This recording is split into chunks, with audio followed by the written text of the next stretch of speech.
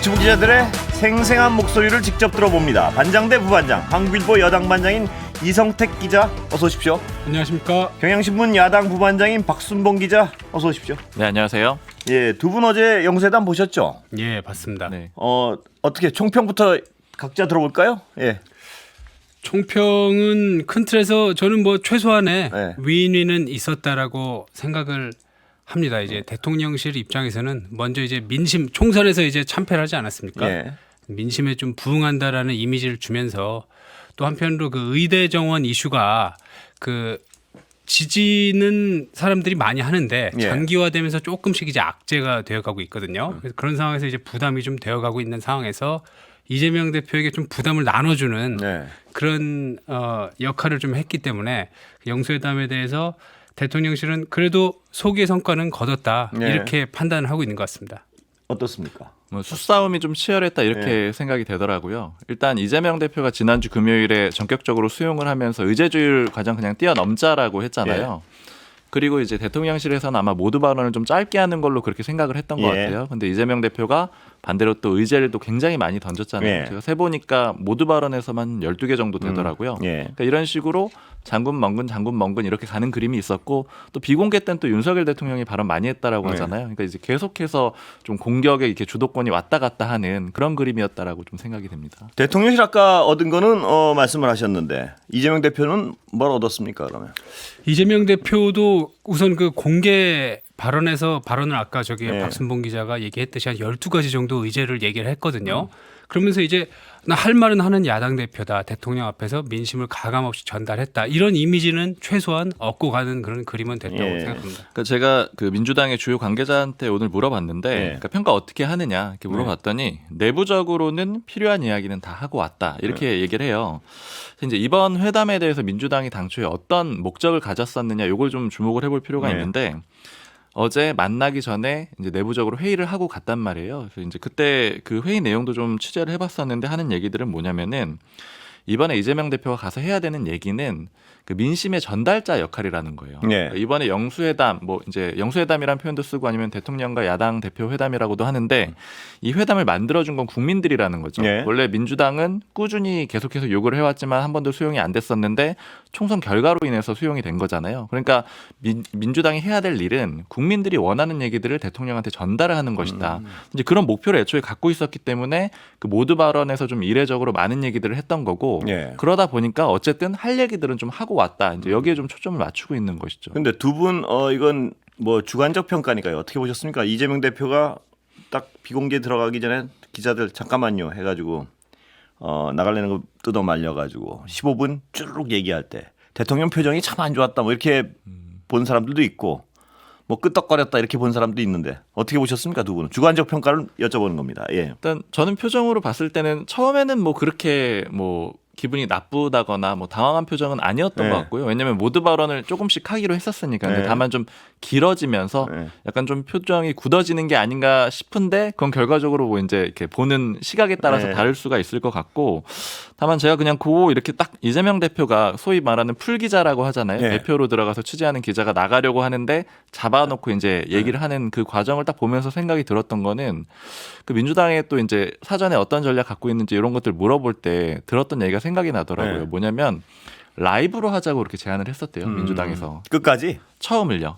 모두 발언을 실시간 공개를 하자라고 녹화가 아니고 이거 이제 녹화해가지고 나중에 공개해서 이제 그런 시청자들이 볼 수 있게 되는 그런 방식이잖아요. 그러니까 마치 유튜브 라이브처럼 그렇게 공개를 하자라고 제안을 했는데 수용이 안 됐다라고 하더라고요. 그러니까 그만큼 모두 발언에 좀 민주당은 신경을 많이 썼다. 그게 공개가 되길 원했다. 이런 것도 좀 생각이 났어요. 어떻게 보십니까? 저도 한편으로 모두 발언에서 신경을 많이 썼다라는 데서 그 첫 번째 회동이고 워낙 오랫동안 안 만나다가 처음 만난 것이라서 의제가 산적해 있기도 하고 그 두 사람 스타일이 워낙 또 다르지 않겠습니까? 그리고 서로 또 이제 지지층도 신경을 써야 되고 하다 보니까 오늘 회동에서 생산성 있는 결과가 나오기는 쉽지 않을 수도 있다라는 생각에 모두 발언에서 이렇게 그렇겠죠? 길게 많이 하지 않았나 이런 생각이 듭니다.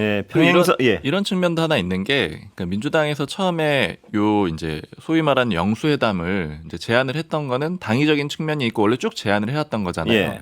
근데 대통령실에서 처음에는 이제 전격적으로 수용을 했죠. 근데 여기에 대해서 민주당 내부의 판단은 용산은 이미 그것만으로도 목표를 다 달성했다 이런 얘기들을 했었어요. 예. 이게 무슨 얘기냐면 이게 영수회담으로 시선이 확 전환이 되잖아요. 그래서 이제 첫 번째로 총선 책임론을 벗어나게 됐다라는 거죠. 그 네. 얘기들이 한참 계속해서 시끌시끌했었는데 이제 모든 관심들이 그쪽으로 넘어갔고 즉 그러다 보니까 국면 전환의 효과가 있기 때문에 그럼 용산은 이미 달성할 걸 다 달성했기 때문에 실제 회담에서는 많은 게 오가지 않을 것이다라고 예. 생각을 했던 거예요. 그러니까 그러다 보니까 또 모두 발언에 더 집중을 했던 것 같습니다. 예. 자, 그러나 어떤 양쪽 다 아까 윈윈했다 그랬는데 어떤 상당수 사람들은 대통령은 결과적으로 아무것도 받아들이지 않았다. 어떤 그 국정 운영 기조는 그대로 갈 것이다. 이런 평가도 많아요. 이렇게 해서 답답함만 느꼈다. 민주당 측 특히 지지자들은 앞으로 회담 지속될 가능성이 있습니까? 어떻습니까? 보시기에. 그 이제 그 영수회담은 그 두 가지 조건이 그 양측이 다 그 성과가 있을 거라고 예상을 해야지 아마 이루어질 것 예. 같습니다. 한쪽만 이제 원해서는 안 될 것 같고 민주당도 원해야 될 것 같은데 네. 제가 보기에는 우선 그 지금 보면은 그 영수회담이 끝나고 나서 대통령실도 입장을 밝히고 있고 민주당에서도 입장을 밝히고 있는데 미묘하게 대통령실은 좀 그 다음 회담에 대해서 좀 열어놓는 듯하고 네. 민주당은 굉장히 좀 실망감이 컸다 이렇게 하면서 오히려 조금 거리를 더 두는 네. 모습이 있거든요. 네. 그래서 지금으로서는 대통령실에서 오히려 영수회담으로 얻는 게 더 컸다. 아까 좀 박순봉 기자가 지적했듯이 국면 전환 효과 이런 것들이 있다고 보고서 대통령실이 조금 더 요구를 할 가능성이 있다고 보고 네. 다만 이제 민주당에서도 여러 가지 그 결과로서 보여줘야 되는 것이 있기 때문에 그 재난지원금, 네. 그 국민 그 지원금이랄지 이런 문제에서 그게 좀 접점을 찾을 수 있다라는 판단이 되면은 제2차 영수회담도 충분히 열릴 수 있을 것 같습니다. 예. 그러니까 좀 말씀하신 거랑 비슷한데요. 이번에 이 의제들을 굉장히 많이 네. 나열을 했고 그다음에 실제 가서 얘기하기 전부터 굉장히 많이 거론이 됐었잖아요. 민주당에서 많이 언급들을 했었고요. 네.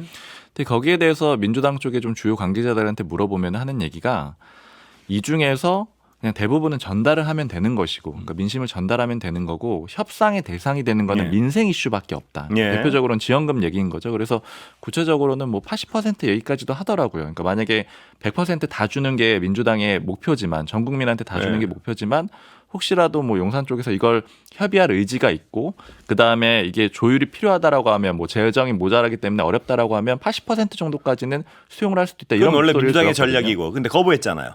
대통령실에서 그렇죠. 명시적으로. 맞습니다. 그러니까 이런 식으로 그러니까 결국에는 요번에 한번 해보게 되면은 선이 명확하게 그어지잖아요. 한번 예. 일을 해보게 되면은 이제 민주당은 의제들은 이미 다 던진 거예요. 민심의 전달 역할은 다 했기 때문에 다음은 말씀드린 대로 협상이 가능한 의제들이 설정이 되면 예. 그러면 영수회담이 가능할 겁니다. 그러니까 예를 그렇겠죠. 들어서 지원금 문제라든가 예. 아니면 구체적인 것들이 나와야 되는 거고 그리고 마찬가지로 용산에서도 이제 이런 민주당의 입장이 있기 때문에 어떤 문제를 돌파하려고 할 때 그러니까 뭐 예를 들자면은 예전에 뭐 이제 MB 정부 때 뭐 필요한 그런 의제들이 있을 예. 때 영수회담을 했잖아요. 그러니까 그런 방식으로 이제 방향이 정해지면 이번에는 일단 좀 소통에 더 초점이 있었는데 의제가 정해지면 갈 것 같습니다. 근데 그 박순봉 기자 말씀하신 그것처럼 되려면 문제는 대통령실에서 이 모든 의제가 다 민감하단 말이에요. 그 중에 뭔가 하나 양보 가능성이나 뭔가 하나 어떤 받아들이는 게 있어야 대화가 좀 지속되지 않겠습니까? 지금으로서는 근데 가장 가능하다고 하신 민생 문제에 있어서도 분명한 명시적인 거부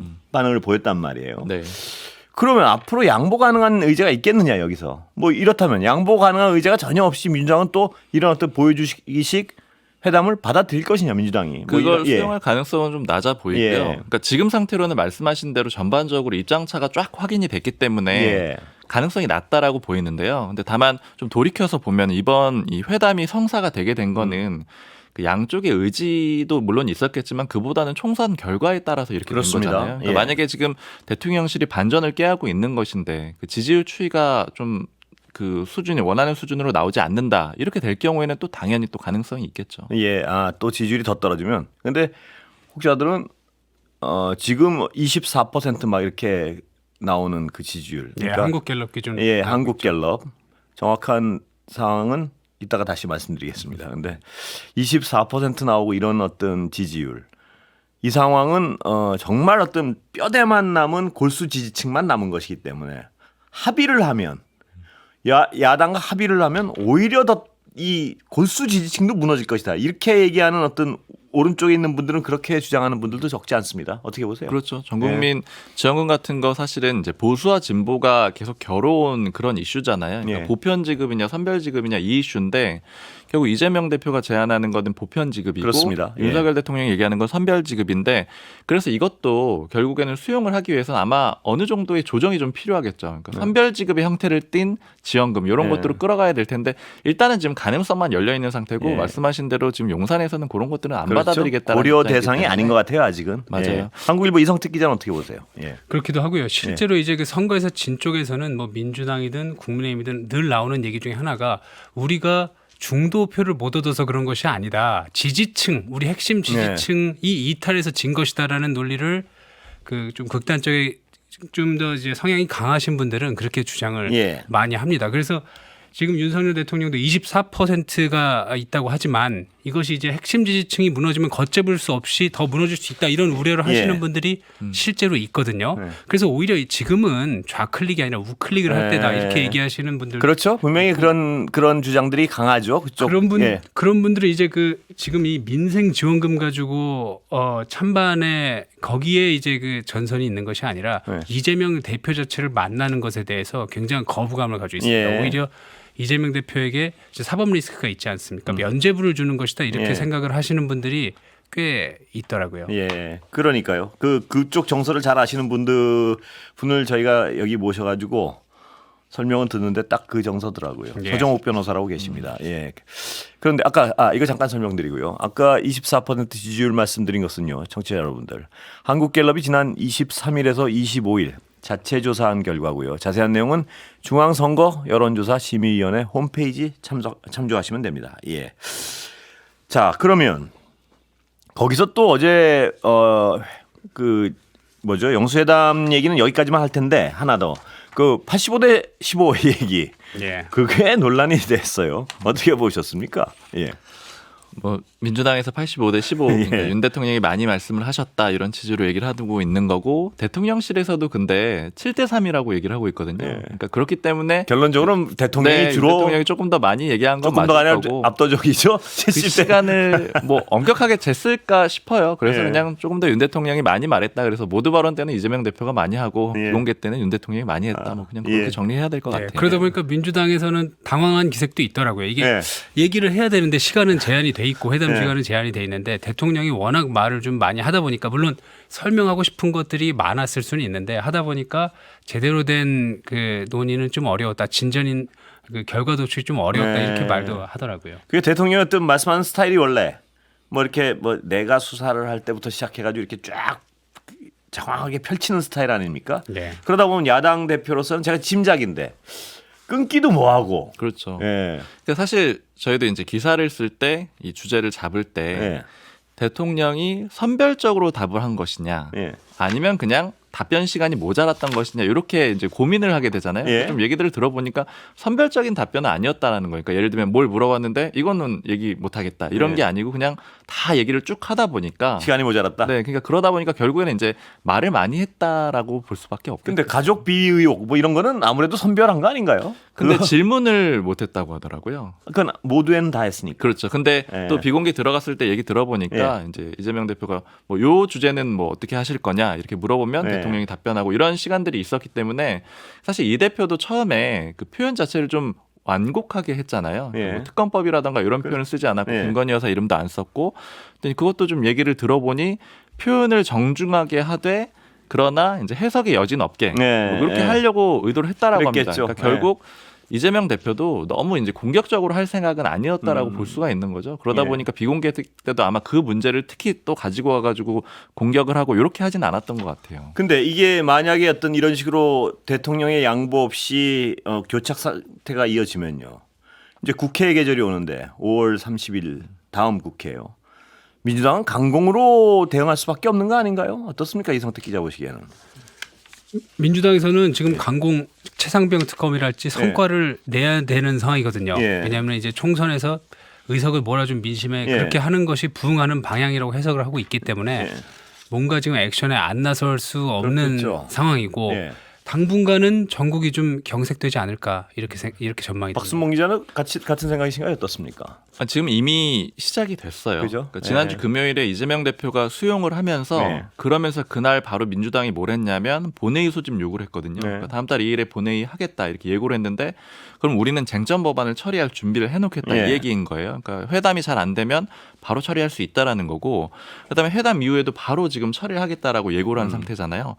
굉장히 아주 유례 없는 그런 정도의 강대강 대치가 예상이 되는 거는 지금 박찬대 최고위원도 원내대표로 원톱으로 가는 거죠. 그리고 이재명 대표의 연임론도 이제는 최근에 다시 어제 확인을 해보니까 가능성이 굉장히 높아졌대요. 높아졌다. 네. 그리고 국회의장도 지금 민주당 뜻을 많이 따르는 그런 상황이잖아요. 잠시 네. 광고 듣고 다시 이어가겠습니다. 자, 이어가 볼까요? 여당 얘기 좀 해보겠습니다. 지금 이번 영수회담 과정에서 당이 소외됐다 이런 불만도 나오는 것 같습니다. 어떻게 보세요? 그 패싱 예. 뭐 패싱이라고도 얘기하죠. 패싱. 우선 뭐 당연히 그에 대해 서운해하는 분위기가 있습니다. 집권 여당이라는 프라이드가 있는데 철저하게 좀 소외가 된 상황 아니겠습니까? 근데 다만 이제 지금 국민의힘 상황이 굉장히 어수선합니다. 총선에서 져가지고 비상대책위원장마저 사퇴를 해서 비대위의 비대위 아니겠습니까? 그러다 보니까 누가 이걸 좀 그것도 이 불만을 모아서 표출하고 이런 기능들이 잘 작동을 하지 않고 있기 때문에 산발적으로 좀 기분 나쁘다 뭐 이런 상황들이지. 근데 다만 이제 그 새로운 당 대표가 이제 6월이나 7월에 전당대회에서 뽑히면은 그때는 이런 식으로 아마 관전자로만 남아 있지는 않을 것 같습니다. 예. 그런데 지금 두 분 보시기에도 박수봉 기자는 어떻습니까? 이 여당 내에서 아직까지도 어떤 친윤의 그 그립이 그렇게 강합니까? 장악력이? 그러니까 이 문제에 대해서 좀 국민의힘 사람들이랑 사실은 좀 흥미로운 지점이라서 얘기들을 많이 해봤는데 그러니까 탄핵 이후에 개파들이 다 이제 청산이 되는 과정들이 쭉 있었잖아요. 그러니까 그러다 보니까 긍정적인 뭐 일부 효과도 있었던 건 이준석 전 대표 같은 굉장히 파격적인 당 대표가 나오기도 하고 그랬는데 그 이후에 보면은 이제 개파가 없는 거예요. 근데 이걸 어디에서 볼 수가 있냐면 지금 민주당보다는 국민의힘이 대선 주자들이 많거든요. 예를 들어 뭐 오세훈 서울시장, 홍준표 대구시장 뭐 등등 뭐 원희룡 전 장관 뭐 등등 굉장히 많은데 이 사람들 중에 당내에 측근 의원들이 있느냐 보면은 한 명도 거의 없어요. 그러니까 이 얘기는 당내에 어떤 세력이 명확하게 성립이 안 돼 있다라는 얘기가 되는 거고 즉 윤석열 대통령만이 유일하게 개파를 가지고 있는 그런 인물인 거죠. 그러다 보니까 다른 인물들이 쉽게 나설 수가 없는 그러니까 결집이 잘 안 되는 거죠. 예전으로 돌아가 보면 뭐 MB 정부 때는 친박계가 굉장히 숫자가 많잖아요. 그러면 목소리도 내고 당도 움직이고 이렇게 할 수가 있는데 지금은 그렇게 움직일 수 있는 일사불란하게 움직일 수 있는 그런 세력 자체가 형성이 안 돼 있다라는 거죠. 그러다 보니까 그 윤석열 대통령이 그 힘이 강한 건 아닌데 왜냐하면 총선에서 참패를 했으니까 강한 건 아니지만 나머지들이 너무 약한 상태다. 이렇게 좀 볼 수 있을 것 같아요. 좀 뭐 정확한 뭐 분석인 부분도 있고요. 다만 이제 그 국민의힘 의원들한테 아니 지금 이미 공천도 다 받으시지 않았냐. 이제 국회의원 임기는 대통령 임기보다 더 긴데 왜 이렇게 목소리를 못 내냐 이렇게 물어볼 때 하나같이 하는 말이 3년이나 남지 않았냐 대통령 임기가. 지금부터 선을 긋기 시작하면은 앞으로 3년은 아무것도 안 되고 이도 아니고 저도 아니고 결국에 민주당 좋은 일밖에 시킬 수 없다. 우리가 만약에 좀 선을 긋더라도 그거는 1년 남기고 해야지 벌써부터 할 수는 없는 노릇 아니냐 이렇게 얘기들을 많이 하고 있습니다. 시간이 너무 많이 남았다 임기가. 많이 남았다. 그러면 의원들 입장에서는 끌려간다기보다는 참아준다 이 모양새인가요? 그러면? 끌려간다라는 관성적으로 좀 끌려가는 부분도 아직 있는 것 같습니다. 총선이지만 워낙 그 윤 대통령이 뭐 카리스마 있는 뭐 지도자 당 내에서는 카리스마 있는 지도자이기 때문에 관성적으로 조금 끌려가는 부분도 있는 것 같고. 그리고 아까 박순봉 기자 말씀하시지만 유일한 개파고 이 두 가지가 같이 작용하는 거군요. 구심점이 좀 어떤 그 비윤의 구심점이라고 할 만한 사람들이 없긴 한데 그것은 이렇게도 얘기하더라고요. 그게 이제 뭐 친한 의원들이 많고 적고 이 상황을 떠나서 때가 되고 그 사람이 깃발을 들면은 그 뭐 하루 이틀만 해도 개파는 다 형성이 된다. 이렇게들 얘기를 하더라고요. 짧게 정리하시고 끝내야 될 것 같습니다. 네, 그 영남 중심으로 당선이 됐다라는 것도 한 측면이 있어요. 왜냐하면 이제 영남권 의원에 대해서 국민의힘에서 평가하는 거는 늘 주류를 좀 쫓아갔기 때문에 당 내부 투쟁에는 좀 약하다라는 거죠. 그런 면도 영향이 있습니다. 여기까지 듣겠습니다. 한국일보 이성택 기자, 경향신문 박순봉 기자였습니다. 감사합니다. 감사합니다.